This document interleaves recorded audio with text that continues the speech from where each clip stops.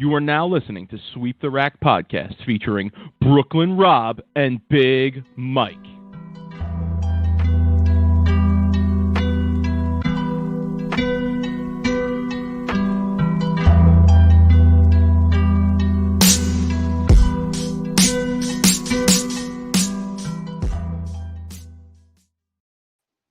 Rob, what's good, homie?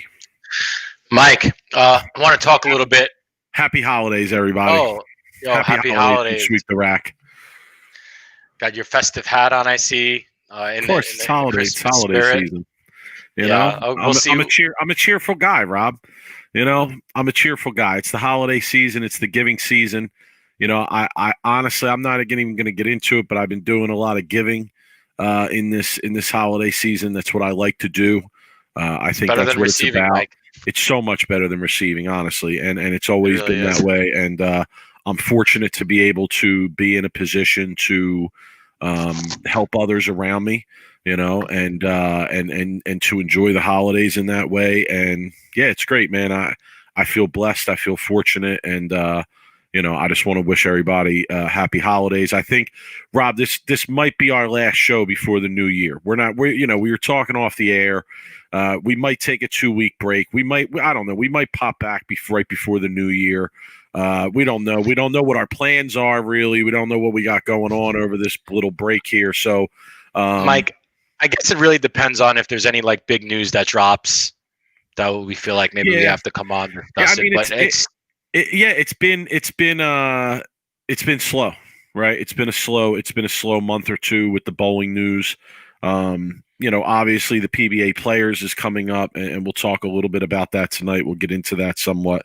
But yeah, welcome to everybody. Go ahead, Rob. I'm sorry I interrupted. You wanted to have an announcement. Yeah. There, but go ahead. Yeah. So I watched an absolutely amazing show on Netflix this past week. I mean, it was a 7-part series called The Queen's Gambit. It's really popular out there. Here's the thing, Mike. My brother-in-law is into it. It's the chess show, right? Yeah, and I'm going to relate this to bowling because, Mike, it was an amazing, amazing show, and I really recommend it to anybody, really. There's no, audience specifically. It's an amazing show, and it is about chess, and it's about, a young girl. She's a prodigy, and she, is trying to move up in the chess ranks, right? And Mike, I read something interesting online about. I Googled if there was going to be a season 2 because I really enjoyed it, and I found out that chessboards sales after the show released went up significantly across the country. Okay, chess, Mike. Now, makes sense. Chess is a little bit boring to watch. I think we all know where Rob's going with this, folks. Yeah, I think we all see where Rob's going with this. It is. Bowling needs a show like something like this that could be as serious like as this show was, right? And it doesn't have to be like they could do exactly how they did it, but instead of chess, it'd be bowling. And they could even bring it back to the 60s or the 70s when bowling was in its its heyday or whatever it is, right? But if they make a real serious show that's got really good actors and really good storyline, and even one season of it, right, on Netflix, I feel like could do wonders for a sport like bowling. I mean, shit, Mike, chess? I mean, come on. Like, bowling is a lot more fun to watch than chess. I love chess. I don't know, I'm not very good at it. Chess is some high-level shit. It is, and it's very intelligent. Shit, But there's a good stereotype behind chess, right? That you have to be very smart to play it, and you have to be, intelligent. You have to think ahead and your moves ahead. And bowling, the stereotype is, oh, are you gonna drink beer tonight and with your big belly and throw strikes in league? Guilty as charged. I know, but all I'm saying is you get my point, right? What an amazing show. I recommend it. But bowling could really use a serious bowling show like Queen's Gambit. And that's my point. All right, there's so many different directions we have to go in now. So, like, Kyle, I see your question that you started out with. We'll get to that in a minute. That's actually an interesting question that we can address. Kyle also comments Netflix effect. Yes, I understand. Belmo was in the process of making a documentary with Netflix, was he not? I mean, Documentaries though don't get like. No, so you're talking about something fiction. Yeah. Okay, so let's discuss for a second, like a plot for a fictional bowling show. Like what would the plot of this fictional bowling show be? It would, I mean, to make it interesting, it would clearly or obviously have to be something that's like action bowling based. No. Well, here's my thing is, right?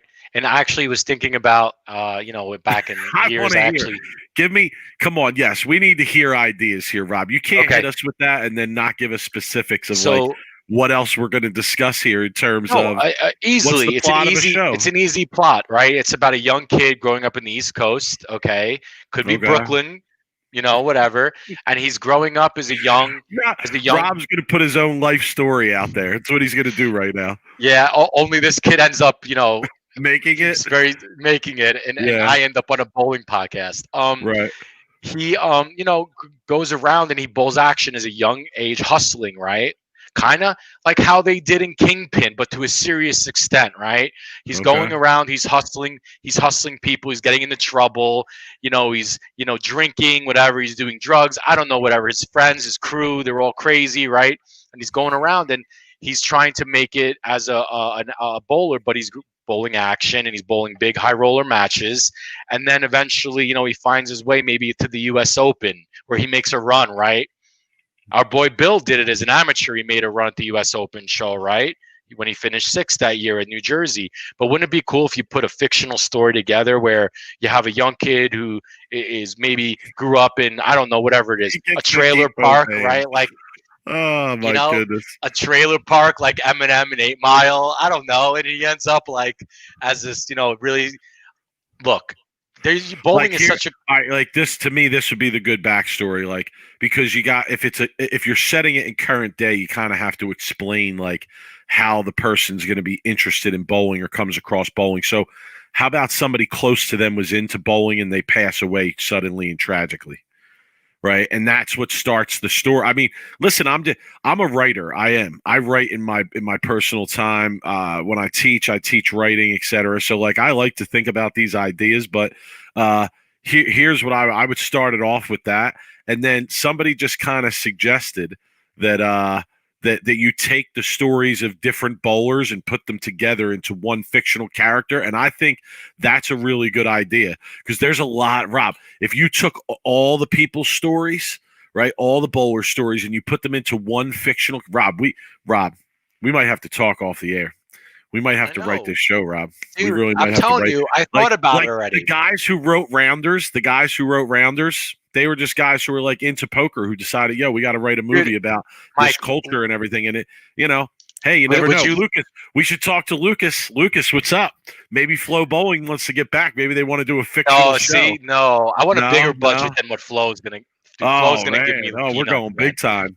I actually wrote an opening scene, believe it or not, of a movie that actually starts out as a 16-year-old kid from Brooklyn on his way to bowl, some really sleazy action bowler in the Bronx. Is he dancing on his way there too? No, it's not Travolta. I'm talking. This is gritty. This is down dirty and gritty, bro. I'm telling you. This is where it needs to be. Joe Manor is saying Smallwood nearly had a movie about how I know, Joe. We reported that here. We had Bruce Falcon on, the guy who almost got it done. So, we know about that. Let's see. Let's put it on. Just announced. Lucas is coming on our feed to give breaking news here. Just announced Friday, 5 p.m. Announced Player of the Year on Flow Bowling. I'll do an announcement right now who Player of the Year is, Mike. It's Jason Belmonte, okay? There you go. Save yourself the time of watching Flow. Just kidding, Lucas. Tune in. Anyway, dude, imagine hope. Big homie, I'm holding out hope. I hope you see this. I'm holding out hope. I don't care. Bowling documentary where they put it on Flow Bowling that no non-bowlers could not see. I'm talking this has got to be on Netflix. It's got to be Netflix, or Amazon Prime, or some, I don't know, something like. It's funny you say this. Last week I came across this podcast. I listen to a lot of podcasts. I do a podcast. I listen to podcasts. I came across a podcast from the Ringer Network called Gamblers.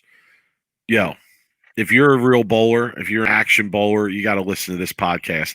It's all about it's all about like ridiculous gamblers. There's one guy who's known as the last pool hustler in America. There's another girl who's like a blackjack card counter. They interview a guy who's supposedly like the best gin rummy player in the world, dude, and he plays for high stakes gin rummy. Mike, so here's the thing: is there's so many great characters and life stories of people who bowled as growing up. I mean, look at Bob Perry. His story was out there. It's still somebody brought that up. Somebody brought that up in the chat. I'm telling you, like. But I don't want to see any more documentaries because, look, documentaries are all great and all, but we need a good fictional movie that puts fictional spin into it, but takes bowling seriously. And something like, look at this movie, the series, The Queen's Gambit. It's an amazing movie, and chess is at the forefront of it, right?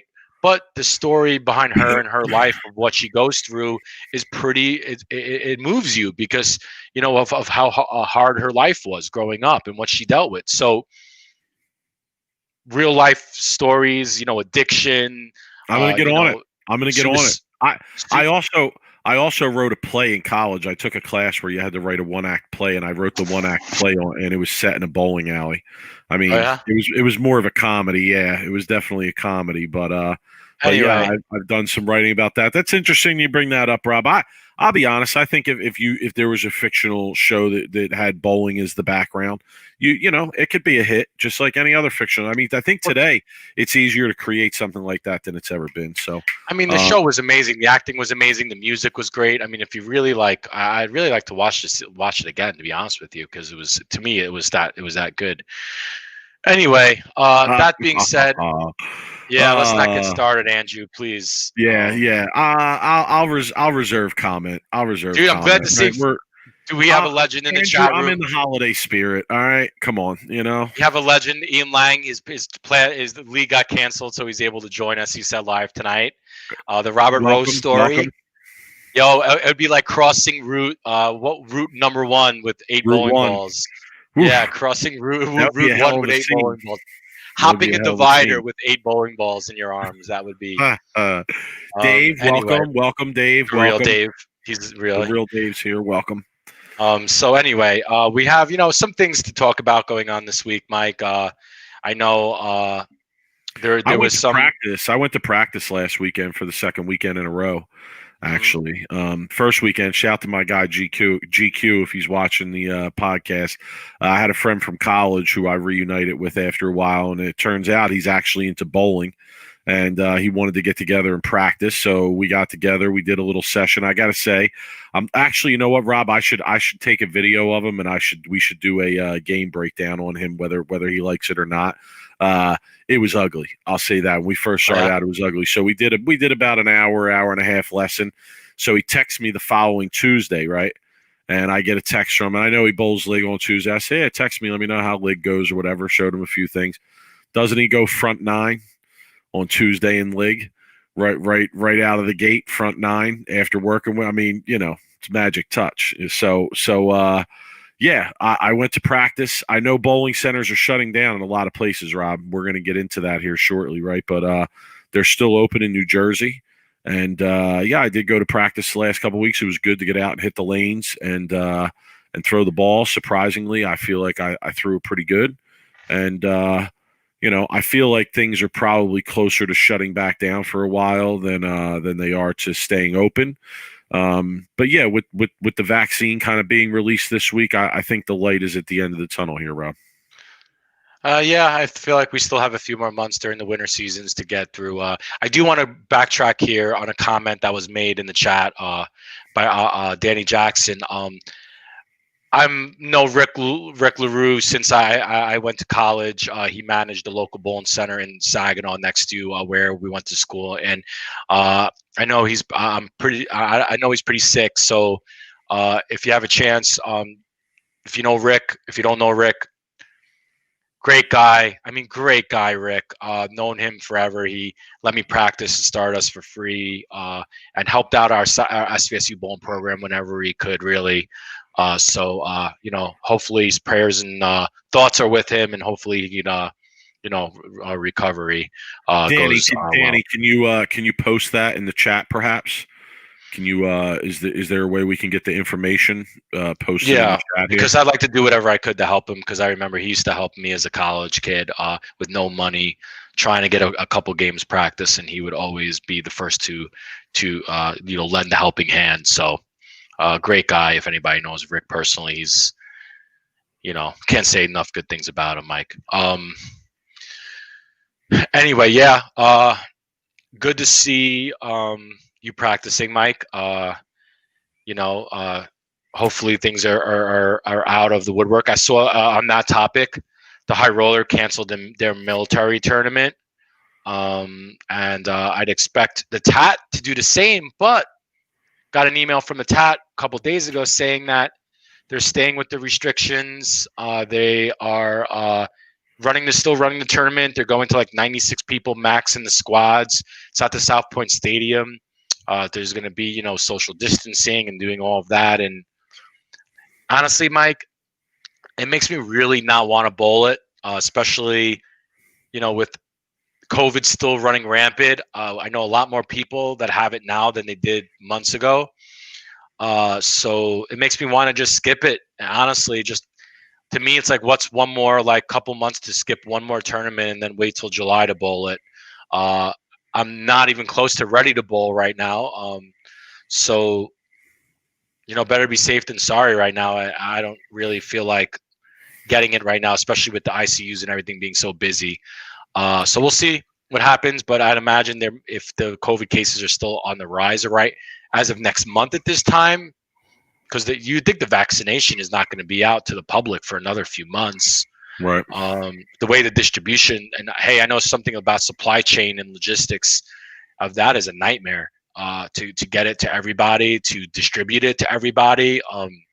2 shots each. I don't know. We can get it all into that, but bowling is everything's still going to be suffering here for a little bit longer until I'd say probably another 3 to 5 months, honestly. So, all right, let's talk more bowling, Mike. On that topic, let's get into what the USBC announced. I think it's a good time to go into that, right? For sure. So let me share my screen here real quick. So and I want to say Donnie Jackson posted the link for that GoFundMe. So if anybody wants to check that out, it's in the chat there. And if you're watching this after we're doing the live broadcast here, if you want to check it out in the chat, it is there. So yeah, Rob, in general, from what I read today, the USBC took money from their reserve funds to support bowling at a grassroots level, I guess. Is that fair to say? So this is a little bit of a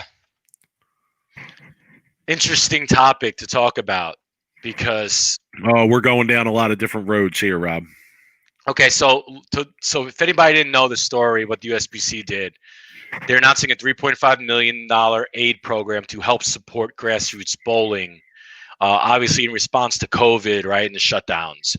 The USBC board of directors has approved an immediate cash transfer of $1.5 million from USBC's reserved fund, right, directly to the USBC local associations.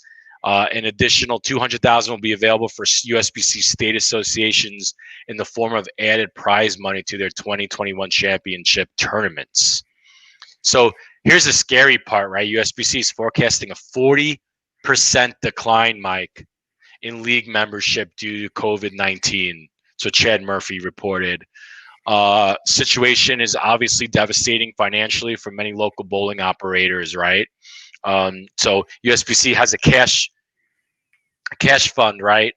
Emergency cash fund that they put away in case of situations like this. Here's where it gets a little bit crazy, and I really want to talk about this.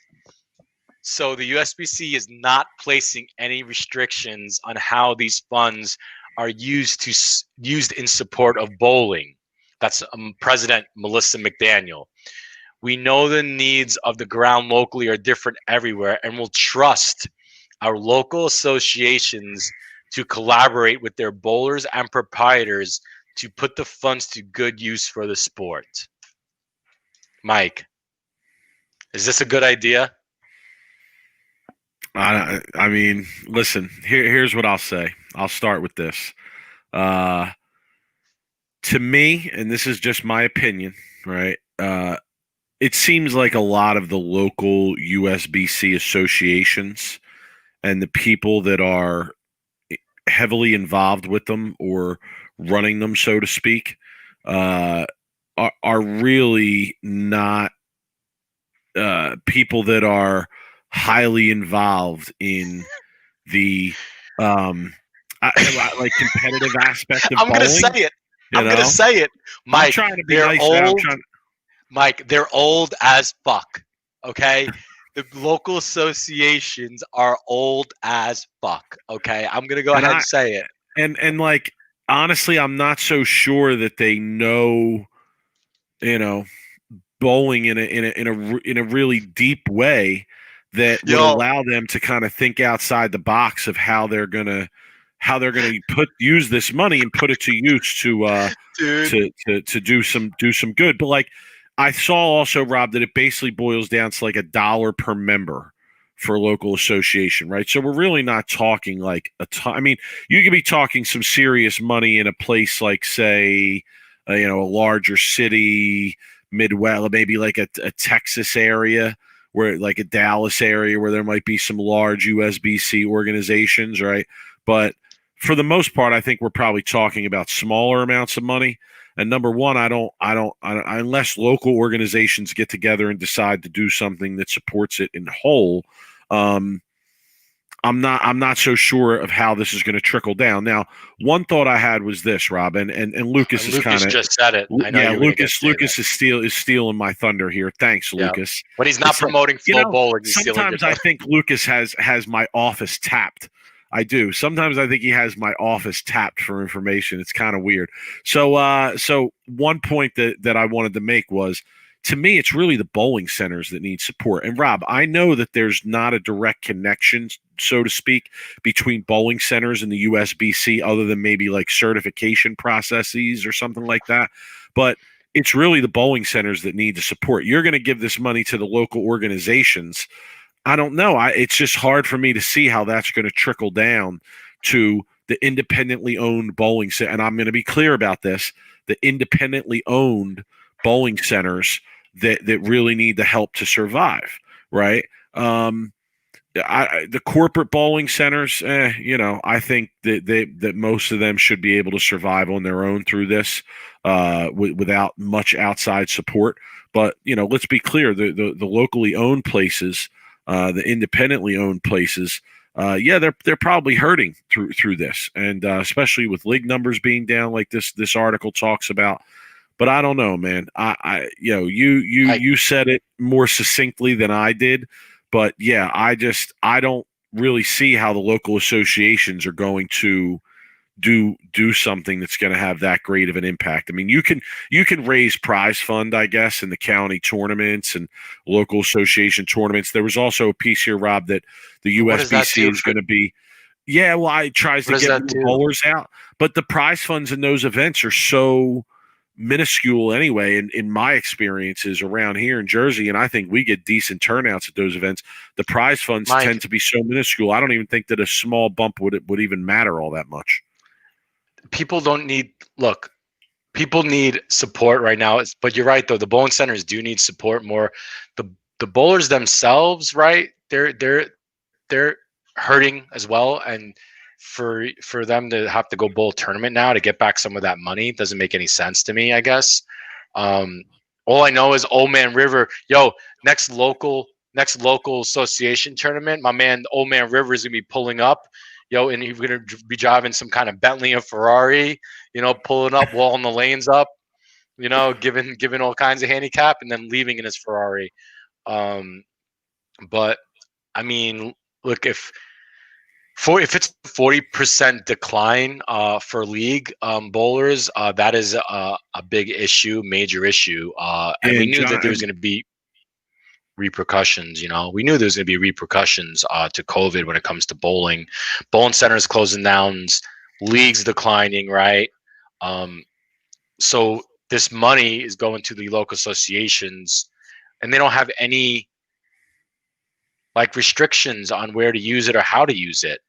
That's, dude, you give away 3.5 million or whatever it was, 1.5 million they said they were giving, and you give away that much money to associations with no restrictions, you're asking for trouble, honestly. And the local associations, look, I don't know who's in these local associations. Like you said, the only time I ever really dealt with the local associations is when you would bowl the local association tournament, when they'd have like 9 people running a tournament with like 30 entries. And you never seen these people one time in your whole life. I'd bowl in the local area in Southern California for 10 years, bowl every tournament I could, leagues, tournaments, and then I go bowl the local association. I never seen these people in my life, Mike. Who are these people? It's much similar to my experience, Rob. John in the chat says the bigger issue will be how many bowlers return to league play after all this. I kind of agree with that. I mean, what are we going to see a year plus from now in terms of these numbers if it's down 40%?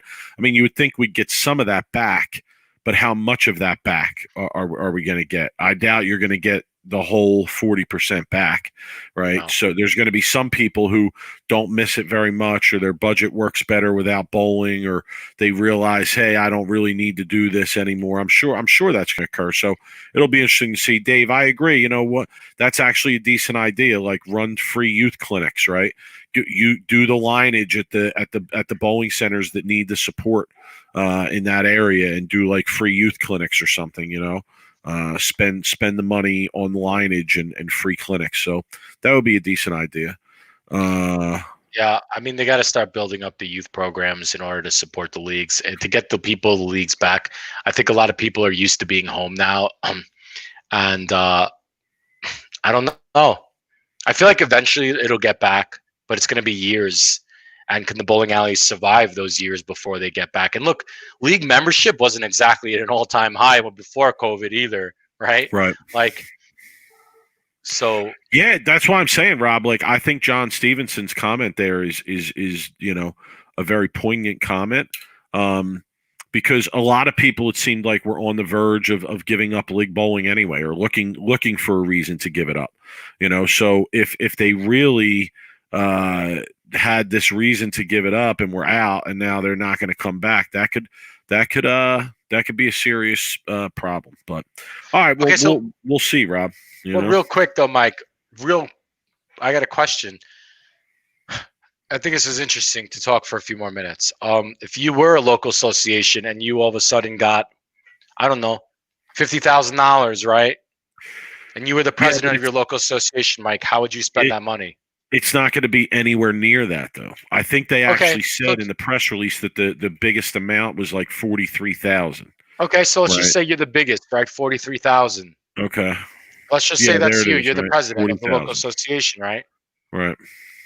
How are you going to spend that money to drive interest, to lineage or participation and lineage for state events? That's what it's designed to do.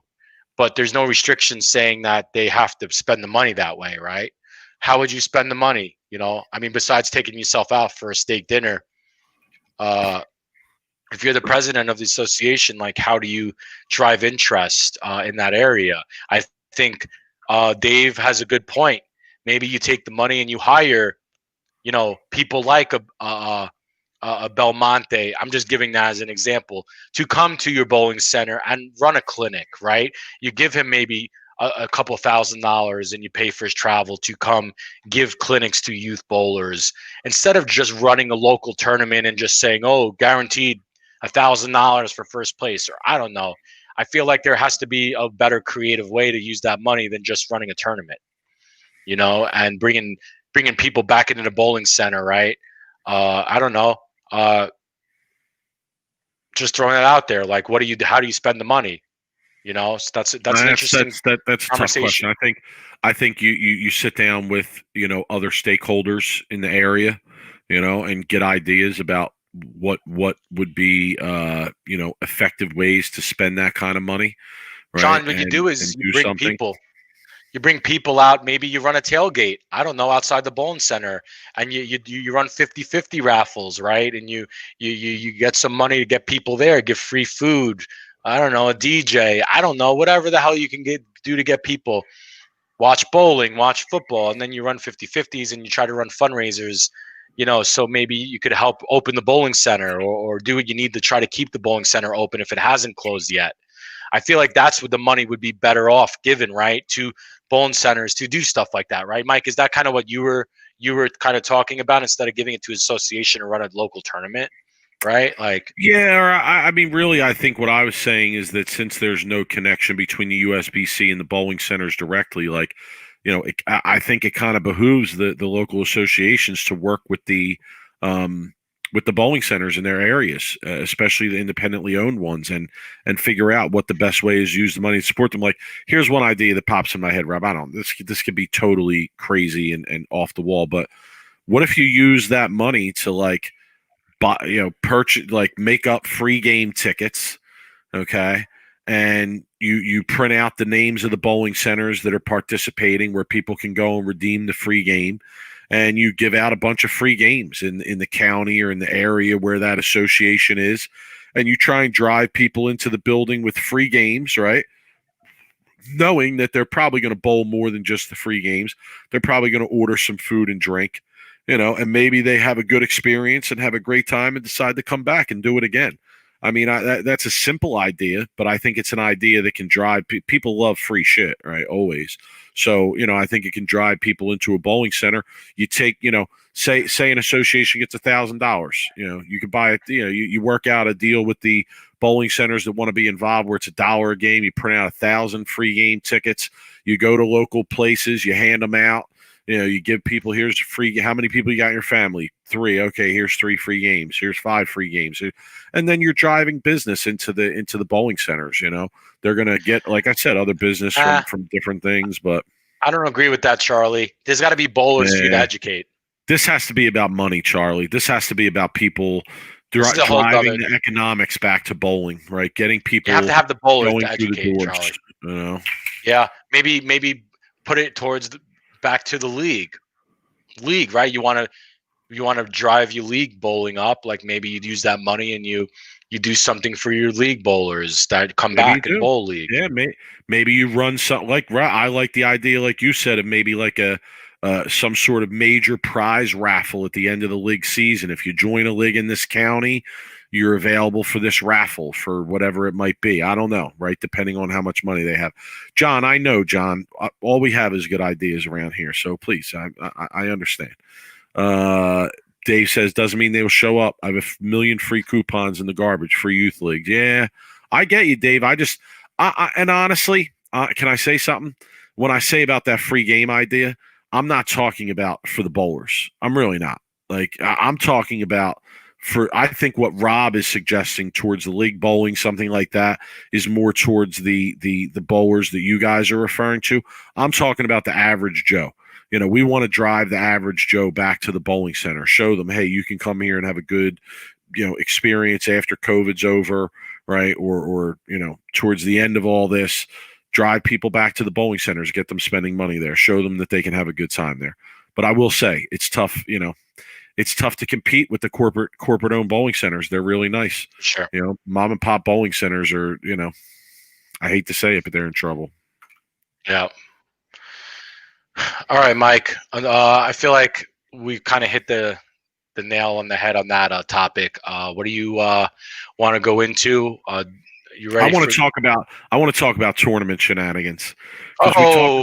We talked about tournament shenanigans last week, right? Yes. And I thought, oh man, that'll be that's the first time it's come up in like 2 years of us doing this podcast. 2 stories in 2 weeks. Yeah, and then the very next week, I wake up over the weekend. I'm like, I'm sitting around and doing my morning routine. I pop on social media, and what do I see? I see a video from this guy in Michigan. I don't even remember the guy's name, and it was like a 10-minute, 12-minute video, and he was going in. He was going in on a tournament director from Michigan. Did anybody else see this video? If you see, no, I didn't get a new spare ball. It's the same Philadelphia Hitmen spare ball. That's plugged up though, so that's now memorabilia to me. Although I did use it for a while, so I do have a different spare ball. Okay, so let's try to tell the story in not a 12-minute story version. Okay, I'll try to sum it up, and then you plug the holes. So there was a tournament. I think it was $1,000 first place tournament. There was about close to like 80 or 90 bowlers, right? And I heard listen.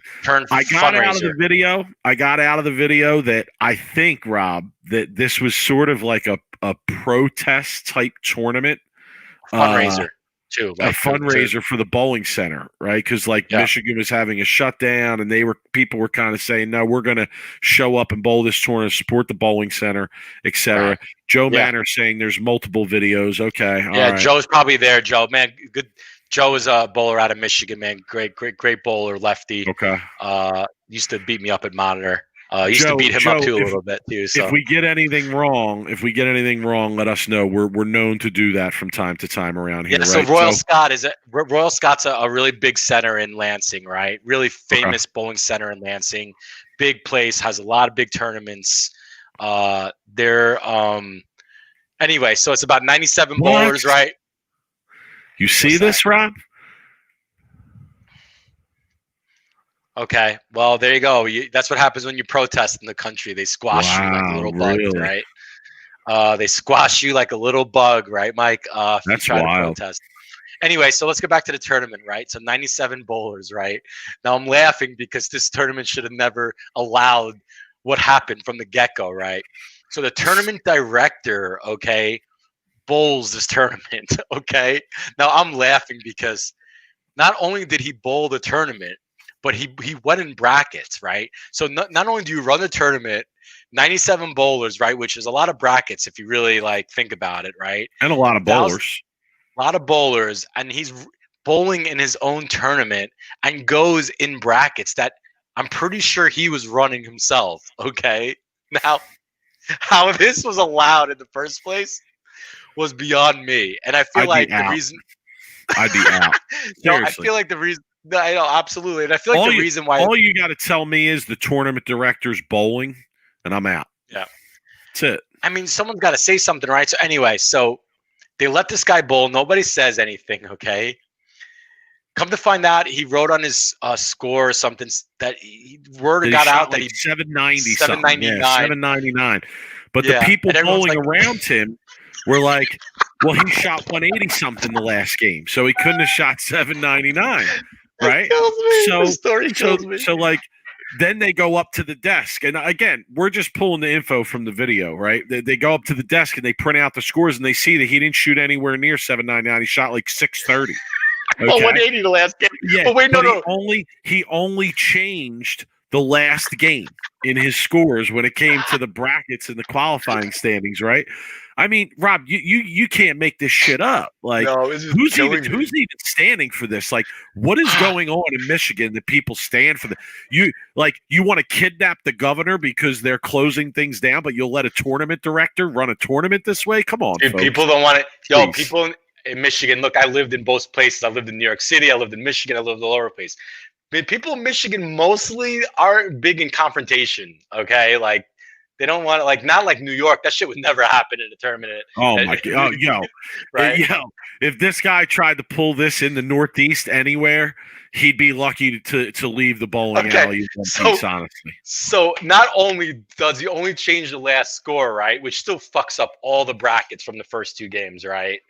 Not only that, but, he literally jacked up on the, looking at the second part of the video where the guy talks about the lucky strike and the 50-50. There's no evidence of how much money was in that. You can't prove anything with that, right? He was talking about how he has a pretty strong circumstantial case there, though. Yeah, I know. If you watch Tough the video, to prove, though, right? It is tough to prove, right? That how many people entered the 50-50 or whatever. So you can't prove that. So I guess Mike, what was that finishing? Remind me of the video. So nobody said anything. He fucked up the brackets. He bowled a tournament. I'm pretty sure he made the finals, right?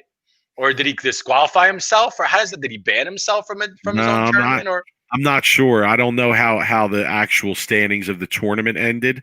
But I do know that he took a tournament director's fee out of each entry too. Oh yeah. So it was $5 a bowl. Not only are you cheating, but you're charging people to cheat them. I mean, come on, man. Mike, he took out He took out. Oh, he made the cut and he lost in the first round. Oh, good justice. Dude, so and he gave everyone an extra 20. He was just handing out 20s like he was Nino Brown on Thanksgiving. Yeah, no, with the brackets. Yeah, with the brackets. Yeah. I remember that, Dave, that when people went up to get paid for the brackets, he gave them all an extra $20. And they were all like, why is he giving us all an extra $20? I mean, because he felt bad. Rob, the bottom line is this. And Lucas is right? We could have wrapped up this conversation with one comment. The tournament director should never be bowling the tournament. Never. Okay? The tournament director should never, ever, ever be bowling the tournament. In fact, no one even that closely connected to the tournament director should be bowling that tournament, because the only thing it's going to lead to is problems and suspicions. Right. Well, Mike, imagine. $8 a person. The dude took $8 a person. What's 97? What's 97 times 8? Right. So 7. So almost about 200 and So not only that, but he made the cut. So he paid himself out in the cut, and he made himself in brackets. Yo, my man cleaned house, bro. He fucking did a good job. Sounds like it was a fundraiser for him. Dude, fundraiser for him for sure. I guess people after all this happened, they wanted to beat his ass, I heard, and there was all kinds of threatening things going on. I don't blame him, man. I'd be pissed too. But Mike, could you imagine if I ran a tournament and my brother bowled and he led the tournament? I'm just saying, it's not good. That. No, that's what I'm saying. Even somebody closely connected to somebody running a tournament really shouldn't be bowling in the tournament. Shouldn't be bowling a tournament. And so someone close, family, an immediate family, Even honestly, Rob, I even feel like friends. Like really close bowler friends. Where it could be suggested that this person had advanced information of what was gonna be put out at this tournament, or had the pattern put out the practice on it. And I know these things have happened in the past with events that brackets too, because you could always run shenanigans if the tournament director is running some kind of shenanigans during brackets. What I mean by that is, dude, by 6 or 7 frame, the brackets aren't posted yet, right? You could easily change, you could easily check out scores on what's going on in a 6-7 frame. This guy's got front 8. This guy's got a 70 in the 8th, right? My guy, let's try to. I mean, look, there's always ways to maneuver around the brackets too, especially. But anyway, listen, if you're a tournament director and you really don't know what you're doing, you really shouldn't be running that stuff anyway. Oh, Anthony, you know what I mean? It happens all the time. Oh, in Brooklyn, dude, that was everybody. Sure. Oh, the tournament director was always backing someone at a tournament, right? There's always some scams going on. I mean, I know situations where tournament directors have put players inside action without letting the player themselves know that happened to me. That they were in the side action. Dude, that happened to me. I mean, so shady shit like that goes on all the time, man. Let me tell you personal experience, bro. When I was younger and I was, somewhat good, I would find out after a tournament that so-and-so made $200 or $300 putting me in brackets. And then every once in a while, that guy, whoever it was, would come over to you and just give you $100 and be like, oh man, that's for you. For what? Or the tournament director would come over and go, oh, do you know so-and-so put you in $500 worth of brackets? I'm like, no. What they do is they used to go around and look at people bowling in practice. And if they saw you had a good look and they knew who you were. You weren't in, and you weren't in. They used to just throw you in brackets, and then all of a sudden you find out that you got some I don't know, mobster putting you in $1,000 in brackets, and you're like, oh, dude, I better bowl good or else I'm gonna end up getting shot in the parking lot. But look, Dave knows. Dave knows. He's been around the game a lot longer than I have when bowling in Brooklyn. Man, that shit happened all the time. I just came up right at the worst possible time. I wish I could have bowled 20 years earlier with all the shade shit was going down there. Anyway, being said, I love those stories. I agree with Anthony there. Don't see that at a Greg Tack tourney. Greg runs some good events. I agree. His events. Don't worry, Jeff. You're saving a lot of people money. You're saving a lot of people money. You usually bowl 150 in the last game anyway. Congrats on your 800, by the way. I saw the social media posts. I know Mike loved it. The 300s over the last 3 weeks. Great ball. No, seriously, man. Seriously, dude. Those balls look awesome. Bravo. Keep throwing what you're doing, man. Proud of you. All right. Anyway, Mike, you ready to go worst of the week? We got some good ones. Or is there anything else you want to talk about? Well, we got. I would like to just quickly talk about the PBA players. The Players Championship. Yeah, because there's the regions, right? We kind of reviewed last week that the regions have kind of been decided, right? And I guess, Rob, there's some contentiousness out there. Is that fair to say about the some internal chatter about internal conflict, perhaps about perhaps the unevenness of competition in some of the regions.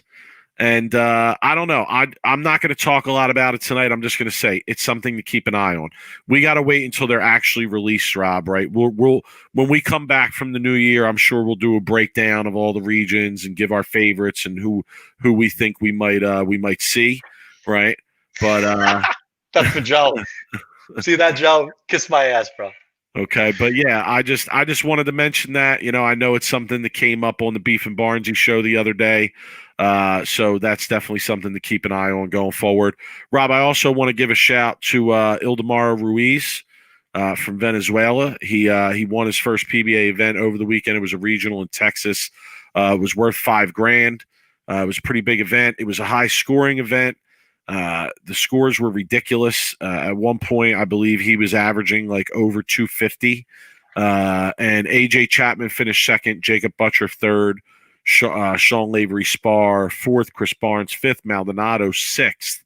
So quite a strong field there as well, Rob. So shout to him for that win in the region. Mike, guess what happens when you put 250,000 on top? People starting to get salty, my man, and it's going to be a lot of salt going on in the next few weeks and months leading up to this tournament, especially with $250,000 on the line and a show of a guaranteed $50,000 for a top five. People are going to be finding any way they can to try to get into or complain about. I won't say complain, but find something to be salty about. Keith Poppity, great question. Which region would be considered NFC East? I mean, I'm not saying this. Listen, Rob said it. I'm not saying it, but what if I were to say, and I'm kind of teasing where we're going with this going forward. But Keith, what if I were to say that the word out there is that the East region is by far the weakest region? What if I were to say that?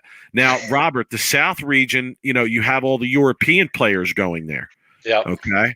So, I'm not so sure that's the weakest region there because you have all the European players going there. Not the West. It's not the West, dude. It's not the West because just naming, you got Belmonte and Simonson bowling out of the West, and that's not naming Jacob Butcher too. That's just three bowlers, right, that I could think of off the top of my head. I don't know, Texas, right? That's a strong region. I mean, dude, Florida, right, is a big region because of Norm Duke. I mean, just saying, like, there's so many Florida. Nobody wants to pay state tax, so everyone lives in Florida. Prather's in Florida. Yeah, there's Vegas, right? In the South region. Marshall Ken is in Vegas. Simonson's in Vegas, right? The Tang brothers are in Vegas. That's just Vegas. Like, I mean, there's just all I'm saying is, hey, I've never won a regional either, Jeff. What does that mean? Jeff, it's actually very interesting. Shout to Beef and Barnesy. I was able to catch some of their interview the other day with Ildemaro, and he talked about how there's a lot going on there. Yeah, how when he's in Venezuela, like they actually bowl in houses that are very old and don't have any of the modern technology to where like they do the lanes by hand. So for him to practice on patterns that show him the same transitions and things that he's going to see when he comes to the PBA events, it's not really possible. So honestly, when I heard that, I thought, wow, that's even even makes what he's done even more impressive. Prather's now in Illinois. Okay, that's right. Yeah, that's right. Bought a big house. Right about that. Yeah, he built a house with his wife. You're right. I forgot about that. Sorry. Thank you for letting us know. We'll see what happens, Mike. With that. We'll keep the people updated, right? All right, Rob. We got worst of the week. You want to go first? I'll go first on this. You go first. All right. Yep. So my worst of the week. Let's explain what worst of the week is first. For people we scour the internet. the whole week, and we find the worst bowling post that we think we could find. Worst bowling post on social media. People. Yeah, could be usually going to be from the USBC message boards. It's usually going to be specifically have to be that. Doesn't have to be from there, but most of the time it's where we're going. Mine this week actually comes from the Hammer Bowling group message boards, and it was posted by somebody named Nick Carlson. Congratulations, Nick! You've won worst of the week. Congrats this Nick. week. It's a high bar. It's a high bar. It's a high standard to win worst of the week. So here's the post. Are you ready? He has a picture of the WebMD. He's got a picture of the scoreboard. Right. So he says, first set with the Hammer WebMB, just a little 674. Little. So Mike. This is part of the reason why I'm giving this worst of the week. What does he mean? Does he mean like?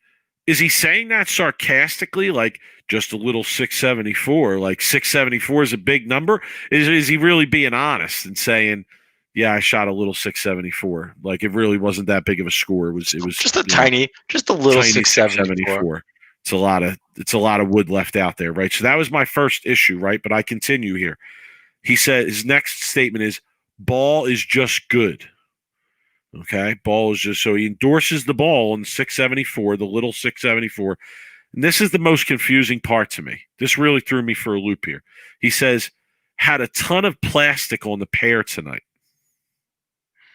Well, what is it? Was he bowling a Vegas low average mixed league? Are you bowling like a birthday party league? You bowling like a seniors league in the middle of the day? Seniors don't even throw plastic. Hammer website posting about the ball. A lot of plastic. He even included a picture of the rack so you could see that there was quite a bit of plastic on the rack. So I don't know. I don't know what kind of league this guy's bowling. And then he finishes with, if you haven't punched his grammar's off. If you haven't punched of these yet, you need to. So Charlie Tapp, you know what I'm doing tomorrow. It's a blizzard outside in Jersey right now. I don't care. As soon as this is over, I'm starting to walk to the pro shop so I can get my WebMB tomorrow. Okay, should be a WebBM. Okay. Congrats, Rob, on the small 300 that you shot.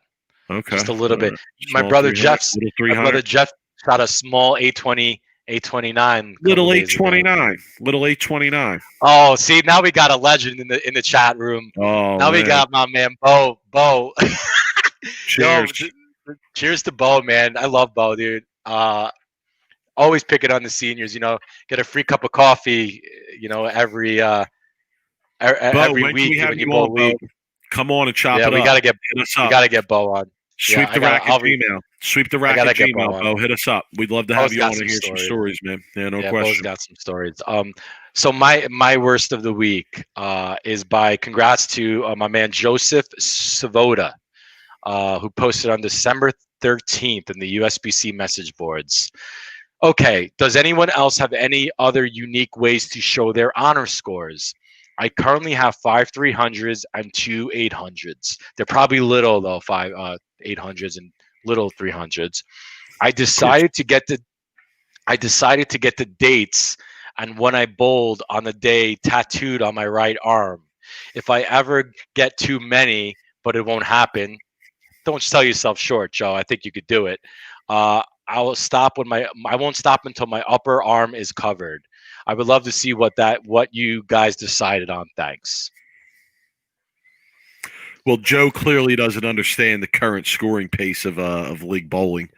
There's some people out there there's some people out there whose whole bodies would be covered, Rob. Pharoah Williams would have 800s and dates. He would look like Post Malone. He'd have tattoos all his face. He'd look like tattoo sleeves, dates of just all of his 800s, 300s. It would be definitely look, man. So someone posted, I think it was that's the best when somebody says they were going to tag us in the post that we then use for worst of the week. I love it because people know exactly what we're looking for. I know you guys are out there reading the post and saying, "Oh shit, this is a candidate for worst of the week right here." I know. Ian Lang should start a podcast and do worst of the week for the gym. Dude, he's got all the good gym, the gym videos of these people doing some shenanigans in the gym. I love those posts. But anyway, back to this honor scores, tattooing, and the dates. Bad idea. Mike, do not co-sign this. Mike, I here's the truth. I'll be honest with you. I still have sanction forms from the ABC in my box here, that honor scores that were never even turned in from the ABC. And this guy's tattooing dates on his arm. Just shows you, like, it's crazy. Like, people, hey, huge disconnect.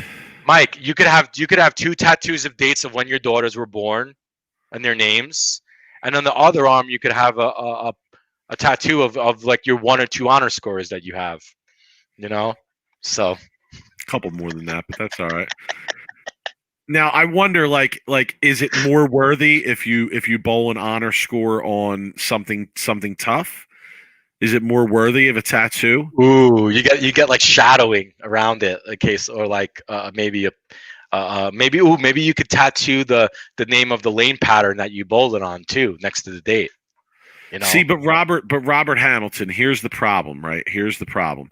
If that happens, right, and the guy says, "Oh, these are all dates of perfect games that I bowled," then the person asking them is going to say, "Oh, are you a pro bowler? You must be a pro bowler." And then they're going to be like, "Oh, no, I'm not a pro bowler, but I bowl all these 300." And like, yeah, it's part of the issue. It's part of the problem, Yeah, and if anybody out there, Russell, come on, Russell, man. Yeah, making an appearance, huh? If anybody, what was I gonna say? If anybody wants, go back. Don't hum me. We go back, son. Don't hum me. If anybody has an idea or attempted to get a sweep the rack tattoo on their arm, please don't. I'm gonna let you know. No one's gonna sweep the rack tattoo. Please don't do it. Don't get a sweep the rack tattoo, man. Hey, God. People getting dates on their honor scores tattooed on their arm. All I'm saying is, listen, Rob, you know what? There's some people in the bowling community who have gotten stranger shit tattooed on them. I'll say that. Okay. Dude, my brother loves it. My brother's gonna get a tattoo of his honor score that he has too on his arm. I love it. It's cracks me up, man. That's the best. Rob, worst of the week. The gift that keeps on giving. It is. It really is. I'm so glad we came up with that skit, because it's really deserving. It is. It's a deserving weekly skit. Dude, could you imagine? Yeah, September 6th, 1975. That's when I took this girl home because I got her drunk off of tequila, man. I love the message boards, man. Anyway, Mike, you got anything else? Do you want to start wrapping up here, or what do you think? No, again, listen, I want to promote again the GoFundMe that came up earlier. For your buddy from Michigan. Definitely make sure we put that out there. I want to wish everybody happy holidays, etc. Whatever you guys celebrate out there, have a great time. We're probably going to take a couple weeks off just because the way the holidays are falling and the various things that we have going on. If there's any major news that breaks, Rob, we're not considering Player of the Year major news, are we? I mean, Jason Belmonte. Bill wins. Bill pulls it out. We'll have him on. Bill, we might have to go emergency status and have him on if that's the case. But I think that's wishful thinking. Lucas Wiseman has been telling me for weeks there's no chance that Bill's going to win. So I believe Lucas knows what he's talking about. So I guess it would be a shocker if Bill wins. We'll find out on Friday. Yeah. How many Player of the Years would that be for Belmonte? For Belmonte, I think that's 6. Would it be? How 6? How could anybody now say that he's not the greatest bowler of all time after winning another Player of the Year? And I mean, Kyle, we forgot Kyle's question. Let's do this question real quick, okay? Because Kyle had a question at the beginning of our show. I forget what it was now, though. It was. I'll pull it up here. It was something about bowling balls. Where are you? I'm beginning to become blind more in my old days. Kyle, do you want to post that question again so we could? It was like the first thing. It was the first thing posted. Yeah, it's not posted. Right at 8 o'clock. Yeah, I don't think I can get to it anymore. No, it's not. It's. I don't know. I can't see it. It's anymore. It's too old. I guess. Too many comments. I'm sorry, Kyle. We lost the ability to go back and scroll to that. I apologize. But email to us, and you have my word. We'll bring it up on the next show. All right, Rob. Yeah, that's it for me, man. Happy holidays to people. Enjoy it. Enjoy the time. Be safe out there. How about you? Yeah, same for me. Just be careful out there. COVID's going around like craziness right now. Everybody seems like around me has had it. I know several people, and a couple of them have been on the podcast, Rob, that tested positive for COVID like over the last week or two. So I guess give a shout to them and hope that they're feeling good. Yeah, I mean, hey, look, like the vaccine's coming. You just have to hold on a little bit longer, but that's hard to tell these small businesses right now that are getting shut down. So hopefully you guys are surviving. Merry, Christmas, happy holidays, happy Hanukkah. All kinds of holiday wishes to everybody and their families. And hey, look, like, we'll be back in a couple of weeks unless there's something crazy. With our luck, Mike, some PBA or some bowling bomb will drop, and then we'll be back. But we're gonna take a break for a little bit. And then let's see, Kyle, real quick. Yeah, what do you guys think about them discontinuing legit bowling balls? Balls like the Idol, even though they still make the cores for other balls. Okay. It's easy. There's real easy reason why they discontinue bowling balls, and it's sales. It's the sales numbers. Once the sales numbers dip to a certain point, they stop selling them. Really, I mean, look at a bowl like the High Road, right? Like, dude, Storm's been making them and selling them for years. I mean, talking like 6-7 years that ball's been on sale, because their probably sales numbers have been high. But once the ball goes, sales numbers dip, it doesn't have them worth it being on the production line anymore, and they discontinue. And they use a lot of the same cores, a lot of the same covers. They put a new shiny branding marketing logo on the ball. They put a new color on it, and they just bring it back on the sale. So a lot of these new balls you guys are getting aren't essentially new balls. They're just the same balls with tweaks and a new marketing logo and a new marketing ad. It's. Yeah, agreed. No, I agree with that wholeheartedly. 12 years. There's way too many balls that come out. It's ridiculous right now. For there to be so much like discrepancy between one release from one year to the next. I do think they reuse a lot of the cores because that's where like the research and development is going to go in. That's where the engineering is going in. Right. So once you have a good, successful core, you're probably not going to, you want to reuse it. Right. You can, like Rob said, you can reuse it in numerous different ways. And the Widow core, people are going to buy it.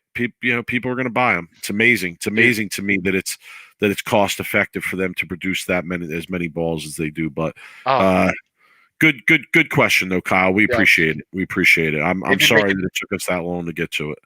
They've been making that Widow core for years. And they even says on the box like Widow core.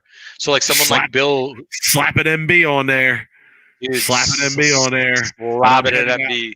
I'm headed out in my snowshoes to go drill one because this guy shot 670, a little 670 with it. Yeah, it's too bad you're not where I am. I was barbecuing earlier today. So.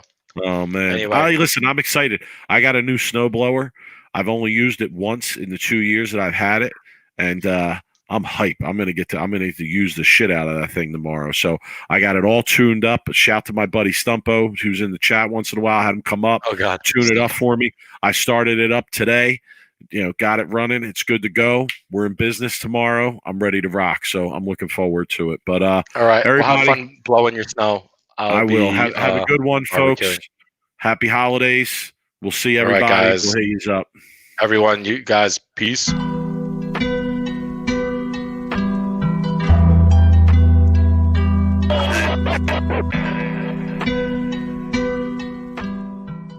You are now listening to Sweep the Rack podcast featuring Brooklyn Rob and Big Mike.